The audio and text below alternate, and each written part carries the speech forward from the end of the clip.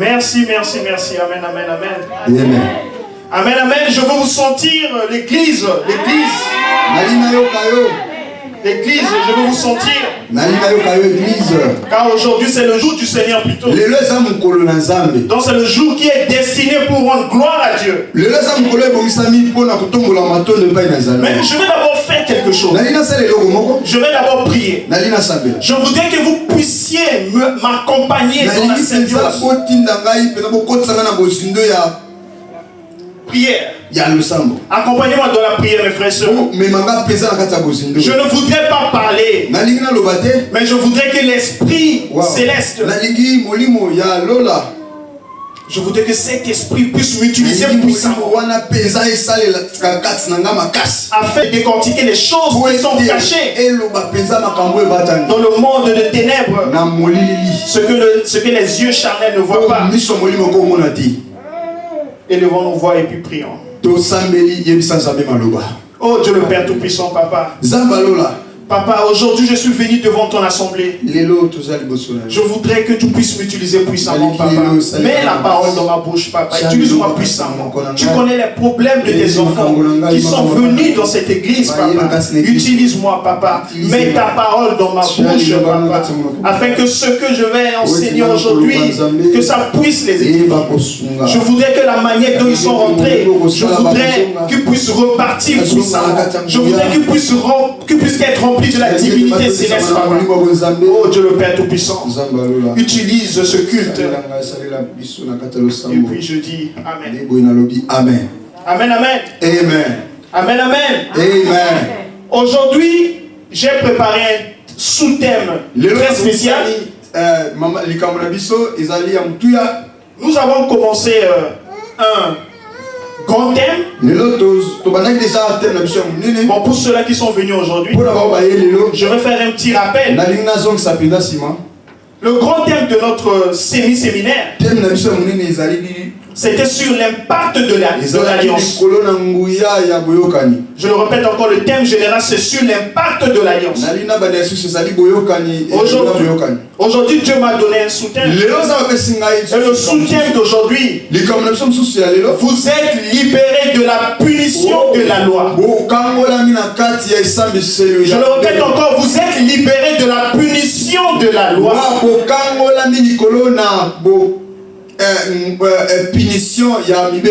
Amen, amen. Parce que nous vivons une nouvelle alliance. Ce que j'appelle, c'est un moment de grâce.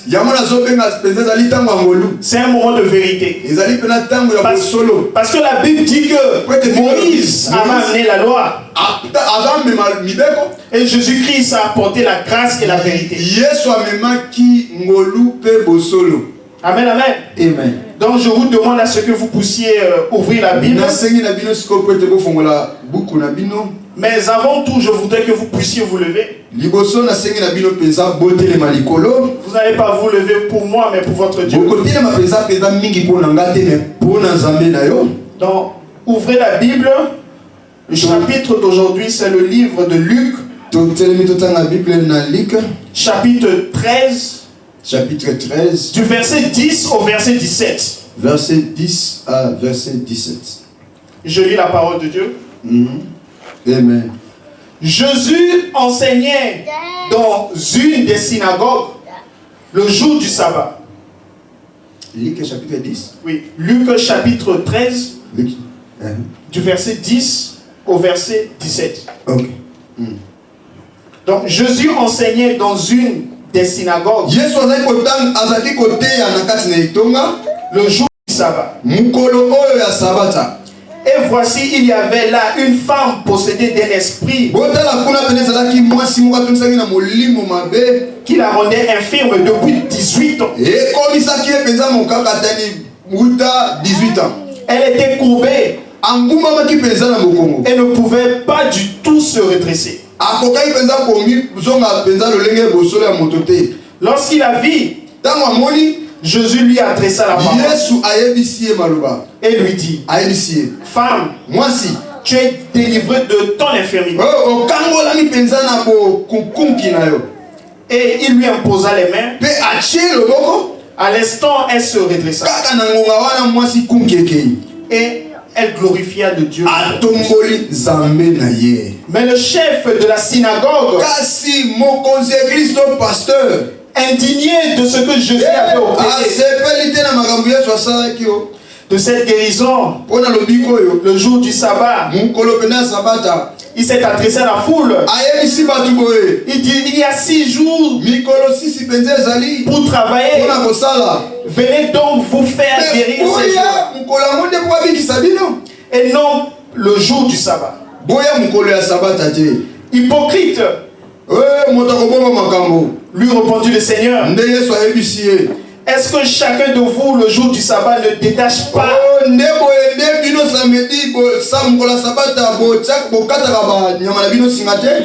la crèche, son bœuf ou son âne pour le mener à boire? Et cette femme qui est une Abraham, et que Satan tenait lié depuis 18 ans, ne fallait-il pas la délivrer de cette chaîne il fallait pas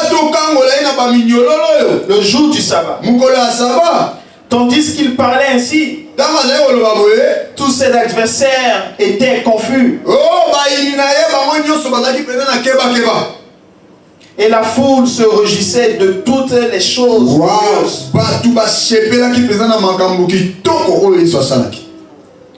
Amen, amen. Amen. Veuillez vous asseoir. Vous allez applaudir pour votre Dieu. Je voudrais commencer d'abord par quelque chose.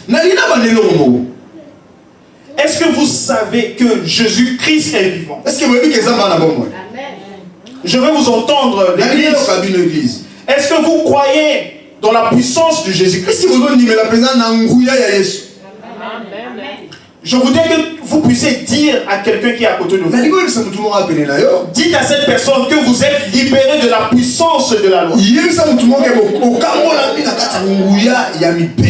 Non, il ne le sait pas. Répétez encore. Dites à votre voisin ou bien à votre voisine, vous êtes libéré de la puissance de la loi.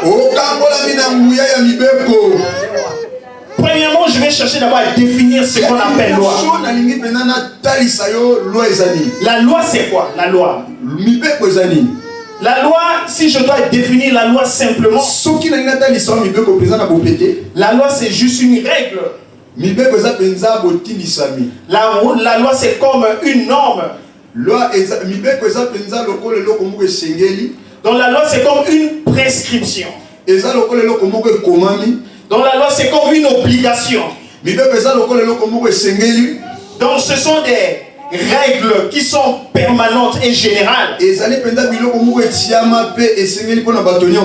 ce sont des lois qui émanent d'une autorité souveraine. Dans nos pays, les lois sont souvent votées dans le Parlement. Donc vous allez voir les grands hommes politiques, ceux-là qui font partie du pouvoir législatif. Donc on a élu des hommes politiques. Et ces hommes politiques-là, ils ont l'habitude de se rencontrer dans une salle. Et ils ont décidé de mettre au point une loi. Et ces lois-là, nous en tant que citoyens, nous devons respecter ces lois. Amen, amen. Donc la loi est votée. Et nous en tant que citoyens d'un pays, on doit respectez ces lois. Et si vous ne respectez pas ces lois, il y aura les conséquences. Vous serez punis. Ce qui me revient à définir ce qu'on appelle la punition. La punition, c'est quoi? La punition, c'est juste l'acte de punir. La punition, c'est un acte d'infliger un châtiment à quelqu'un. Dans la punition aussi, c'est l'acte d'infliger une peine corporelle sur quelqu'un.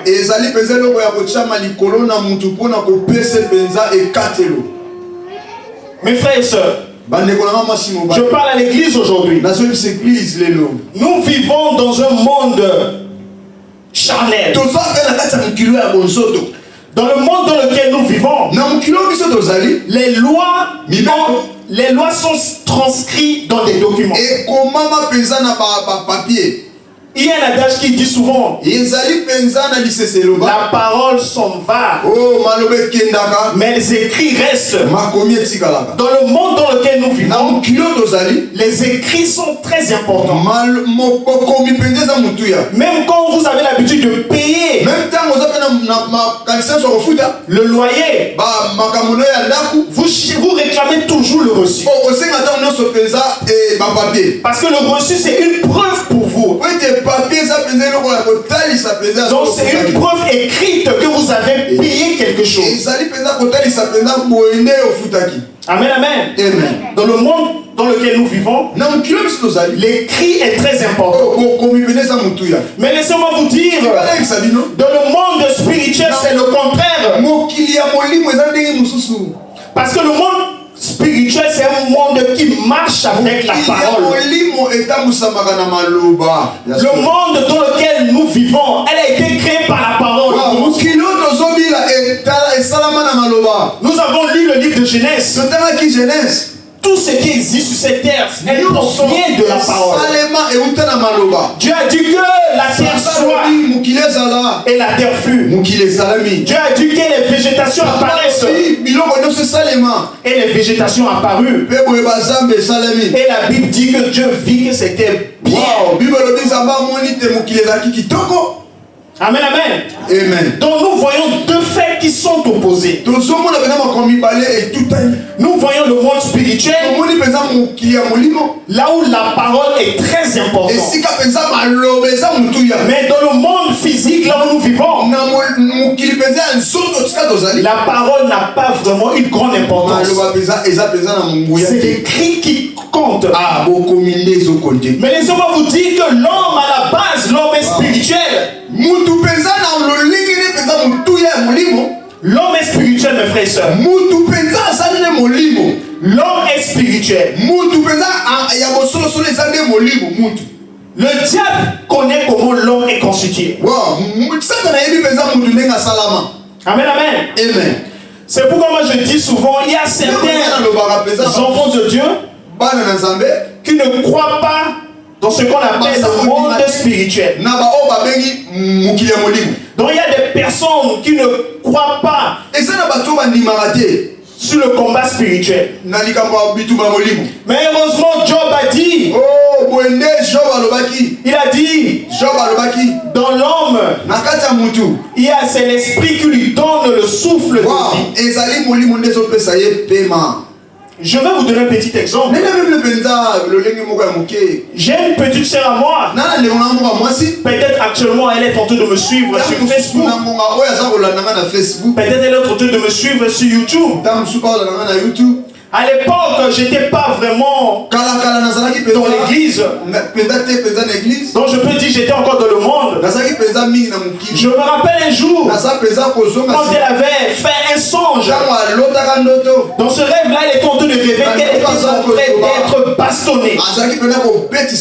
Donc elle rêvait qu'on la tapait dans le rêve. Elle avait reçu des coups de poing. Et le matin arriva, je me réveille et puis je vois ma petite sœur. Elle est essoufflée. Et sa face était enflée. Mais moi je lui ai dit, mais qu'est-ce qui se passe par ici? Elle m'a dit, mon grand frère, j'étais en train de faire un songe que les gens étaient en train de me taper. Donc j'étais en train de me battre avec un groupe de personnes. Et dès que je me suis réveillé ce matin, j'ai pas compris. Je me suis retrouvé tout fatigué avec tous ces bosses sur ma face. Moi, je ne la croyais pas. Moi, je l'ai dit, mais toi, tu es en train de t'amuser. Ou bien tu avais laissé la porte de la maison ouverte. Et puis quelqu'un est rentré dans la maison. Ou bien tu t'es battu avec quelqu'un. Elle a juré, elle m'a dit, tu es mon grand frère. Elle dit que je ne me suis pas battu physiquement. Tu peux aller vérifier, les portes étaient fermées. Donc j'étais parti vérifier. Et je vis tout était fermé.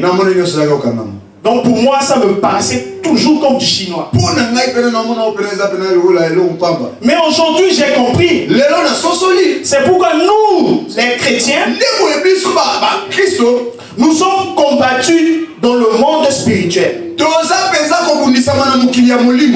L'église, je vous invite à croire dans la spiritualité. Parce que quand le diable nous combat, le diable nous combat dans le monde spirituel. Parce que le diable, il est esprit. Et dans le combat spirituel, on n'arrive pas à faire face au diable. Ou bien si tu as été vaincu dans le monde spirituel, et il y aura une répercussion dans le monde physique. Et c'est ce que j'avais compris avec ma petite sœur. Aujourd'hui, j'ai compris cela. Donc le monde spirituel existe. Amen, amen. Amen, amen. Amen. Donc lorsque nous, ça c'était juste en parenthèse. Maintenant, lorsque nous revenons sur la parole, nous voyons la femme, l'infirme. Cette femme-là, elle a beaucoup souffert. Elle a souffert pendant 18 ans. Et la Bible nous dit, elle souffrait. Elle n'arrivait pas à se mettre debout. Amen. Et la Bible dit que cette maladie a été envoyée par l'esprit satanique. Amen, amen. C'est pourquoi moi je dis à l'église aujourd'hui, toute maladie n'est pas maladie. Amen, amen. Toute maladie n'est pas maladie. Il y a des maladies que moi j'appelle une maladie charnelle. Une maladie charnelle pour moi c'est une maladie que le docteur normal peut voir.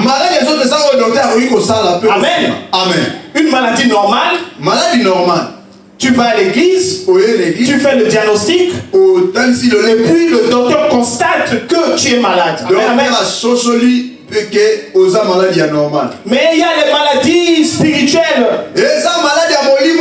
que le docteur ne peut pas régler. Amen, amen. Parce que là, ça demande le docteur spirituel. Et le meilleur docteur spirituel, c'est Jésus-Christ de Nazareth. Amen, amen. Donnez-moi un grand amen, je vais avancer, mes frères et sœurs. Donnez-moi un amen, je vais avancer. Je vais vous sentir. Amen. Donc, comme je le disais, je vais vous donner les symptômes des maladies spirituelles. Comme Jésus-Christ l'a dit, cette dame, elle a été persécutée pendant 18 ans. Ne croyez pas que cette dame-là, pendant les 18 ans, elle n'a pas été, disons, elle n'a pas cherché à consulter un docteur. Elle a eu à le faire, sûrement. Elle a eu à fréquenter les églises. Mais rien de bon s'est passé. Donc cette dame-là, elle était toujours dans la maladie. Amen, amen. C'est pourquoi moi je dis souvent, des fois quand nous sommes malades, ou bien des fois quand nous avons des problèmes, nous devons choisir les églises là où nous devons aller prier. Amen, amen. Parce que ce n'est pas toutes les églises qui viennent de la chambre haute. Est-ce que l'église me comprend? Amen. Donnez-moi un grand amen. Je vais vous donner quelques passages bibliques. Cet homme-là, il avait une maladie de ne pas parler. Donc des fois, il pressentait des grincements de dents. Mais Jésus-Christ avait demandé à la personne qui avait amené l'enfant qui était malade. Et puis les parents de cet enfant, ils ont dit que l'enfant en question là, il était malade. Donc il vivait, disons, il était malade pendant plusieurs années. Vous voyez un peu dans ce premier verset, on constate une maladie qui a fait beaucoup d'années. Amen, amen. Amen. Et puis lorsque nous regardons encore dans le livre de Jean, au chapitre 5, nous voyons l'infirme à Bethesda. Cet homme-là aussi, il était malade pendant 38 ans. Donc c'était aussi l'infirmité. Donc il n'arrivait pas à marcher. Amen, amen. Donc vous verrez dans ces exemples-là, vous allez voir qu'il y a un point de ressemblance. Donc vous voyez une persistance dans la maladie. Donc vous voyez que la maladie a duré pendant plusieurs années. Laissez-moi vous dire que le diable est persistant. Le diable, quand il arrive à siéger dans votre vie, ou bien si le diable voit que vous n'aviez pas Dieu en vous, il va vouloir s'accaparer de votre corps. Il va vouloir vous anéantir. Amen, amen. Amen, amen, mes frères et sœurs. Amen. Donnez-moi un grand amen. Amen, il y a bien. Maintenant, lorsque nous repartons dans ce verset, nous voyons l'infirme. Elle était malade pendant 18 ans. Moi, je vous le dis, mes frères et sœurs, toutes les églises ne sont pas les églises à fréquenter. Amen. Parce que la dame là, elle partait à la synagogue. Elle avait l'habitude de fréquenter la synagogue. Mais le serviteur de Dieu qui prêchait dans cette synagogue, le pasteur de cette église là, il n'a jamais détecté cette maladie. Amen, amen. Et ça, c'est un problème. C'est pourquoi moi je dis en tant qu'enfant de Dieu, quand nous avons des problèmes, nous devons prier à Dieu afin que Dieu puisse nous donner l'esprit de discernement. Parce qu'il y a des églises que Dieu ne connaît pas. Elle partait à la synagogue, mais elle n'a jamais reçu la guérison. Amen, amen. Mais il a fallu quand Jésus-Christ était là. Quand Jésus-Christ avait vu cette dame, Jésus-Christ a su détecter le problème. Amen, amen. C'est pourquoi moi je dis, choisissez les églises sagement. Parce qu'un serviteur de Dieu qui a été appelé par Dieu, il doit être en mesure de voir. Il doit avoir l'esprit de discernement. Parce que celui qui l'a appelé dans le ministère, lui voit les choses qui sont cachées. Et c'est inconcevable quand tu te dis serviteur de Dieu et que tu n'arrives pas à voir.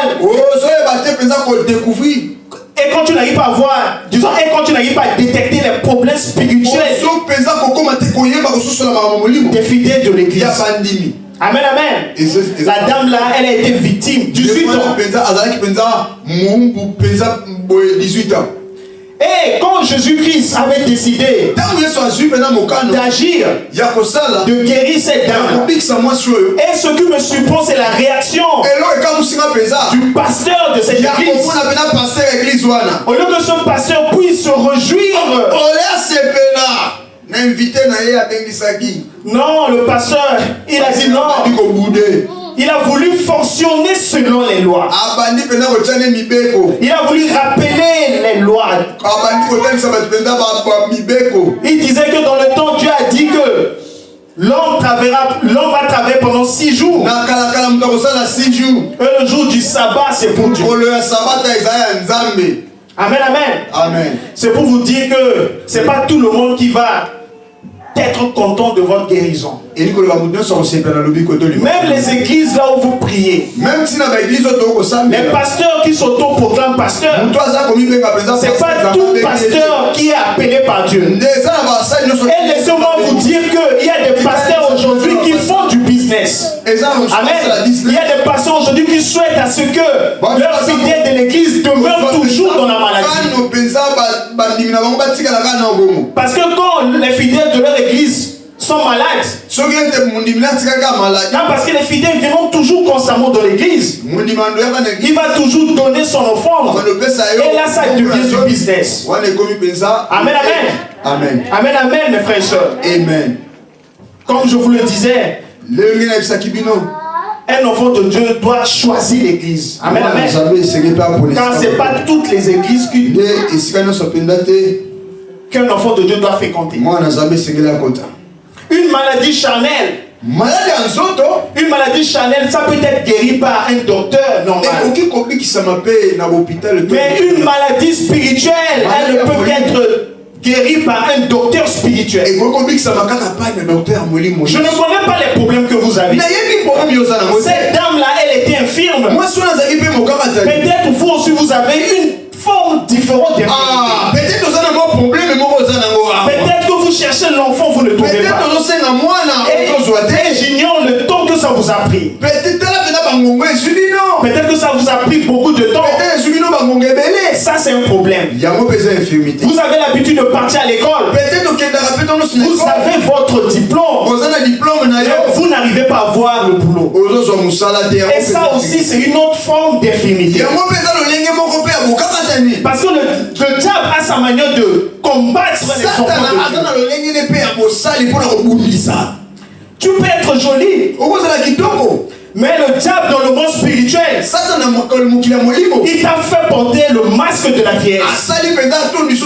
À chaque fois que tu sors, vous verrez les hommes vont vous faire la cour. Mais jamais l'homme arrive à finir la procédure jusqu'à la fin. Jamais l'homme arrive à vous honorer en vous demandant au mariage. Et ça, ce sont les infirmités. Comme je disais, le monde spirituel, c'est un monde de la loi.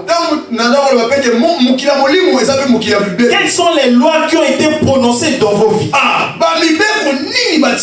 Parce que vous devez vous poser un certain nombre de questions. Parce que cette infirme, elle était victime de la loi. Alors, quelles sont les lois qui ont été prononcées dans votre vie? Vous cherchez le boulot n'arrive pas. Vous cherchez le mariage, ça n'arrive pas. Vous avez eu le visa, mais c'est comme si vous êtes en Afrique.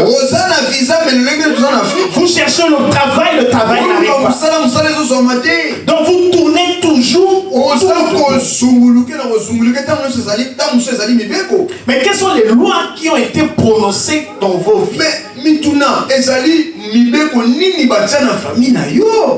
Quelles sont les lois qui ont été prononcées dans vos vies, mes frères et sœurs? Amen. Vous verrez, il y a d'autres personnes. Tu vas lui demander, mais pourquoi tu souffres de l'épilepsie? Et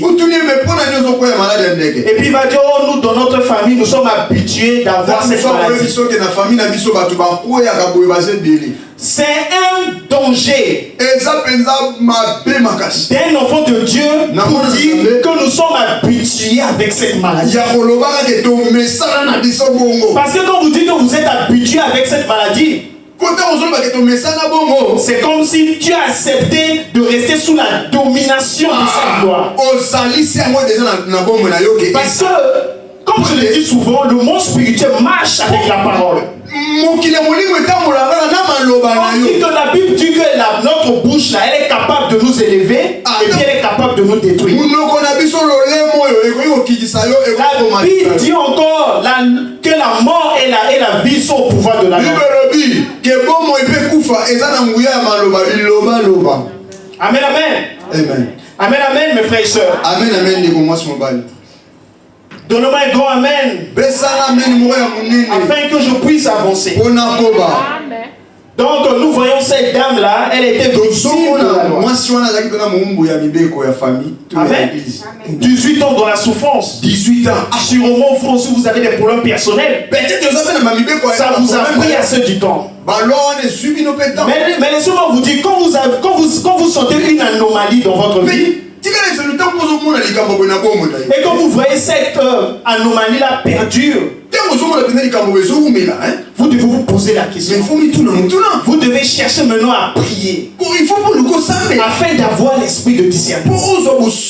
Parce que je viens de vous donner les exemples ici. À chaque fois quand Jésus-Christ veut opérer un miracle, il cherchait toujours à demander quand est-ce que la maladie avait commencé. Amen, amen. Nous avons vu même dans le livre de Luc, même ce monsieur-là qui vivait dans un sépulcre, et quand cet homme avait vu Jésus-Christ, il s'était courbé. Il avait demandé la délivrance. Mais Jésus-Christ avait ordonné à ce que les mauvais esprits puissent sortir de lui. Et les mauvais esprits, ils ont demandé à Dieu qu'ils puissent aller se reposer sur les cochons. Mais Jésus-Christ aussi avait demandé quelque chose. Et on l'a répondu que le monsieur là souffrait, ça faisait pendant des années. C'est pourquoi je viens vers l'église. Quand quelque chose ne marche pas, et quand ça dure, ça doit vous interpeller. Vous devez prendre cela au sérieux. Vous devez chercher les pasteurs afin qu'ils puissent prier pour vous. Amen, amen. Amen, amen. Donc quand je repars encore dans ce verset biblique, donc nous voyons le pasteur de la synagogue. Donc il voulait à ce que Jésus-Christ puisse reporter la guérison. Mais laissez-moi vous dire, vous êtes venus dans la bonne église. Aujourd'hui, c'est le jour que Dieu va vous visiter. Celui qui me croit n'a qu'à me donner un grand amen. Celui qui me croit n'a qu'à me donner un grand amen. Notre Dieu, c'est un Dieu qui peut guérir à tout moment. Ne limitez pas la puissance de votre Dieu. Dieu peut intervenir à tout moment. Mais ça dépend de ta foi. Amen, amen. Amen, amen, mes frères et sœurs. Donc, quand vous partez dans les églises, demandez à ce que Dieu puisse vous montrer le pasteur qui prêche dans cette église. Est-ce que ce pasteur-là, est-ce que c'est un élu de Dieu? Parce qu'il y a certains pasteurs qui sont aveuglés. Moi, je dis à l'église aujourd'hui, pour reconnaître la vraie église, il doit y avoir aussi beaucoup de témoignages dans des églises. Amen. Parce que celui qui est à Dieu, on le reconnaîtra à travers ses fruits. Amen, amen. Quand vous partez dans une église, quand il n'y a pas assez de témoignages, ou bien quand il n'y a pas assez de miracles, vous devez vous poser beaucoup de questions. Ici, je suis en train de parler des vrais témoignages. Parce qu'il y a aussi des faux témoignages. C'est devenu comme un business dans les églises. Amen. Ils sont en train de tourner les textes théâtrales. Amen, amen. Parce que quand je reviens encore dans ce verset, le pasteur de cette synagogue, c'était un pasteur qui était aveuglé. Amen. Donc il n'arrivait pas à voir les problèmes spirituels des fidèles de son église. Mais il a fallu les yeux de notre Jésus-Christ. Non, il a failli les yeux de Jésus-Christ de Nazareth. Les yeux de Jésus-Christ qui voient les problèmes qui sont cachés. Amen, amen. Amen, amen, mes frères et sœurs. Donnez-moi un grand amen, s'il vous plaît. Donnez l'amen pour notre Dieu, Papa. Comme je le disais, ne vous habituez pas avec les maladies. Amen. En tant qu'un enfant de Dieu, vous ne pouvez pas dire oh non. Nous, dans notre famille, nous sommes déjà habitués à ça. Là, c'est comme si vous êtes esclaves de cette loi. Amen, amen. Vous voyez un peu? Là, je parle encore à l'église. Il ne faudrait pas saboter l'œuvre de la croix. Il ne faut pas qu'on négliger misala ekuluzu. Parce que la Bible dit que nous n'avons pas été rachetés par n'importe quel sang. Mais nous avons été rachetés par le sang divin, le sang de l'agneau. Parce que moi je sais que mon Jésus-Christ, il n'avait pas sacrifié son sang pour rien. Amen, amen. Amen. Donc il avait sacrifié son sang parce qu'il avait un objectif à accomplir. Donc ne restez pas esclaves de la loi. Ne sabotez pas l'œuvre de la croix. Comme le livre de Romains au chapitre 8 verset 1. Romains chapitre 1. Oui, dans le livre de Romains chapitre 8 au verset 1. Romains chapitre 8 verset 1. Ce verset dit il n'y a aucune condamnation pour ceux qui sont en Jésus-Christ. Wow. Parce que maintenant nous vivons dans une nouvelle alliance. Donc vous avez donné votre vie à Jésus-Christ. Donc vous devez résister contre toute parole satanique de condamnation. Amen, amen. Parce que moi je dis que l'ignorance aussi c'est le péché. Amen, amen. L'ignorance c'est le péché. Et c'est pourquoi moi je recommence souvent à l'église. Vous devez lire la Bible. Il faut lire la Bible. Il faut lire la Bible. Il faut parce que la Bible c'est une lettre d'amour que Dieu vous a écrite. Donc si vous voulez connaître votre Dieu, il faut lire la Bible. Il ne faudrait pas défendre, disons, il ne faudrait pas dépendre des versets. Il ne faut pas. Non, il ne faudrait pas dépendre des versets qui sont donnés auprès de votre pasteur. Il faut vous voyez, parce qu'il y a certains chrétiens, disons bien certains enfants de Dieu. Et ça, eux là, ils connaissent seulement les versets bibliques que le pasteur prêche à l'église. Donc lui, il dépend seulement des versets bibliques que le pasteur prêche. Amen, amen. Oh, le pasteur peut venir à l'église. Vous voyez un peu, bon, le pasteur peut prêcher. Peut-être que toi tu ne trouveras pas ta part. Peut-être occupé Amen, amen. Mais si tu prenais le temps de lire la Bible, peut-être que ta solution se trouve dans le livre de Agé. Ou bien dans le livre d'Abakouk. Amen, amen. Donc ne dépendez pas des versets bibliques venant du pasteur. C'est pourquoi la Bible dit que mon peuple périt par manque de connaissance. Amen, amen. Nous avons été délivrés du mal. C'est le manque de connaissance. C'est parce que nous ne lisons pas la Bible. Vous voyez, donc vous allez voir un certain nombre de chrétiens. Il peut s'asseoir là, lire un roman de 1000 pages. Mais pour lui ouvrir la Bible, lire même 2 pages, c'est un problème. Amen, amen. Et puis vous allez voir certaines personnes, ils sont là à écouter les musiques profanes, les musiques de ce monde. Mais écoutez les chansons religieuses. Les chansons, disons les chansons qui vont lui nourrir spirituellement, ils ne le font pas. Amen, amen. Donc nous devons lire la Bible. Amen, amen. Donnez-moi un grand amen, le peuple de Dieu. Je vais vous écouter.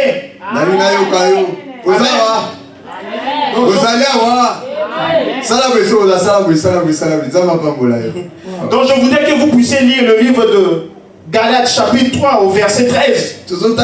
Galates chapitre 3 verset 16. L'homme de Dieu va lire ce verset.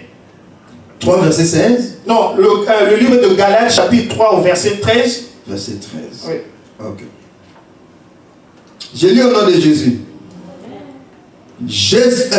Christ nous a rachetés de la malédiction de la loi, étant devenu malédiction pour nous, car il est écrit, maudit est quiconque est pendu au bois. Amen, amen. Amen. Donc vous voyez à travers ce verset, ça nous parle que Christ nous a racheté de la malédiction de la loi.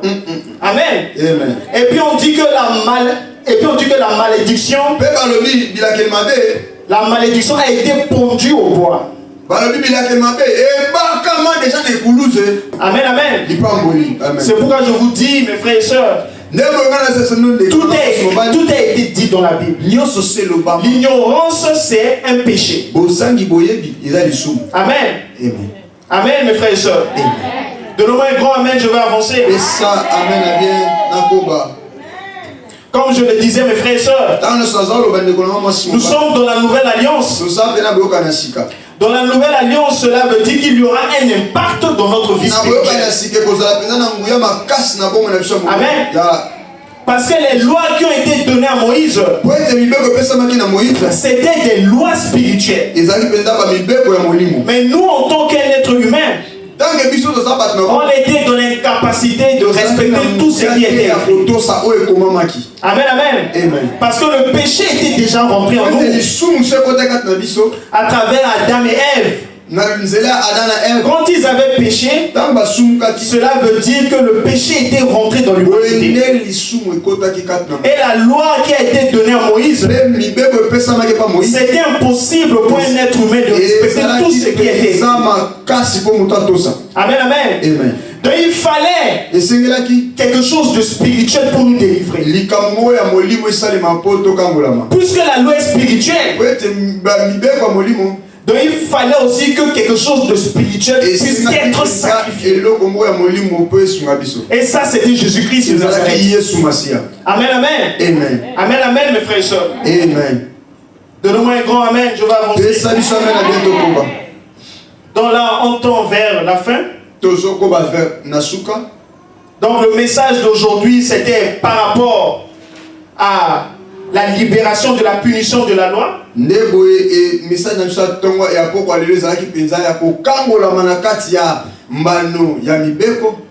Parce que nous vivons dans la nouvelle alliance. Mais le fait que vous soyez ignorants, vous allez rester dans l'esclavage des lois de la malédiction. Amen, amen. Dans le message d'aujourd'hui, c'était pour vous dire que Jésus-Christ a déjà fait le travail. Donc vous devez prier, vous devez refuser toutes paroles de malédiction. Refusez cela. Vous devez refuser cela. Parce que vous avez quelque chose de très puissant. Parce que la Bible dit la mort et la vie sont au pouvoir de la mort. Et puis vous avez le mot Jésus-Christ qui est très puissant. Jésus-Christ a déjà fait le travail sur la croix. Amen. C'est pourquoi dans le livre de Colossiens, on dit que dans le livre de Colossiens, ce verset-là dit que Jésus-Christ a déjà fait le travail. Amen. Jésus-Christ nous a rachetés par son sang divin. Il a déchiré l'acte dont les ordonnances nous condamnaient. Amen. Donc il les a mis en spectacle.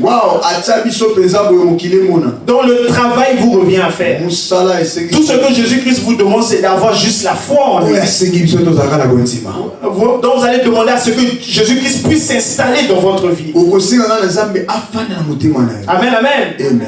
Pour prendre le dessus sur toutes ces malédictions-là. Amen.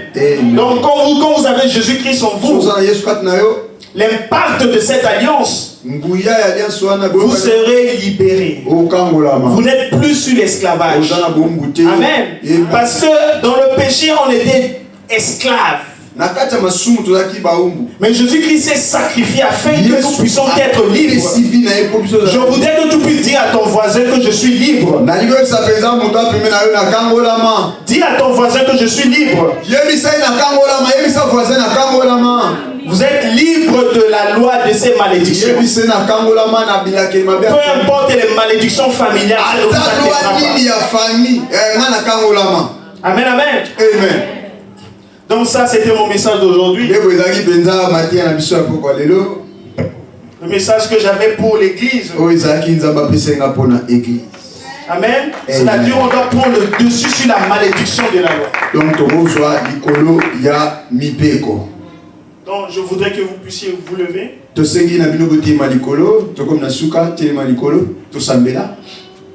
Gloire à Dieu.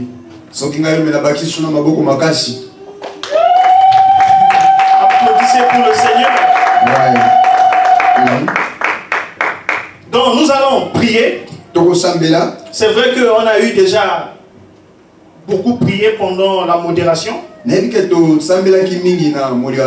Mais la Bible nous dit que la mort et la vie sont au pouvoir de la langue.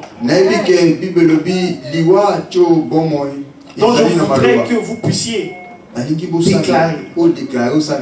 Vous allez prier. Vous allez réclamer la vie sur tout ce que le diable a volé.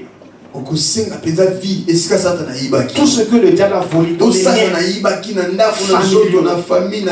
dans les lois. Tu réclames cela parce que Jésus-Christ a versé son sang. Élevez vos voix et puis priez. Oh Dieu le Père Tout-Puissant, Papa, je suis en train de réclamer la vie. Je réclame la vie sur tout ce qui m'appartient. Je suis en train de décortiquer ce que le diable a sémé. Je récupère la santé. Je récupère la parole. Je récupère le ministère de la parole. Je récupère tout, que ce soit la maladie. Je suis en train de décortiquer cela au nom de Jésus-Christ de Nazareth. Récupérez, récupérez, récupérez. Et puis je voudrais que vous puissiez briser les liens familiaux. Les liens. Rappelez au diable que vous ne l'appartenez plus. Que vous appartenez au Dieu le Père Tout-Puissant. Parce que le Jésus-Christ de Nazareth, il a versé son sang sur la croix afin que nous puissions vivre aujourd'hui. Frère, je rappelle à l'église, ne sabotez pas l'œuvre de la croix. Amen, amen. Amen. Vous êtes libre aujourd'hui. Je rappelle à l'église, vous êtes libre, que l'ignorance est un péché. Rappelez ça au diable, vous êtes libre. Vous êtes libre, désormais vous êtes libre. Vous êtes libre